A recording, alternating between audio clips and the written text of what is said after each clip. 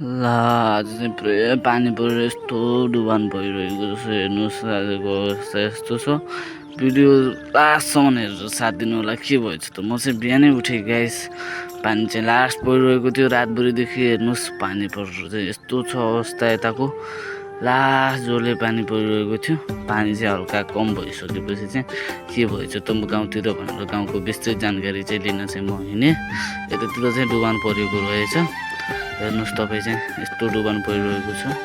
त्यो चाहिँ म तपाईँलाई देखाउँछु कि समयमा हेर्नुहोस् यो यस्तो भएको छ पुरै खेतै डुबेछ यस्तो गरेपछि अनि अवस्था के होला किसानहरूको हेर्नु त यस्तो छ अवस्था यताको यता चाहिँ तपाईँलाई चाहिँ म बाढीको पनि जानकारी दिन चाहन्छु हाम्रो खोलामा चाहिँ कुलरिया खोलामा चाहिँ यस्तो बाढी आएको छ हेर्नुहोस् यो कुलरिया सिँचाइ अफिसको यो चाहिँ खोला हेर्नुहोस् यस्तो छ एउटा यो चाहिँ कुला हो बट तर यस्तो ठुलो पानी आएछ यतातिर हेर्नु सक्नुहुन्छ तपाईँहरूले चाहिँ भिडियो मन पर्यो भने चाहिँ लाइक कमेन्ट सेयर र सब्सक्राइब गरिदिनु होला गाइजहरू thank you for watching my video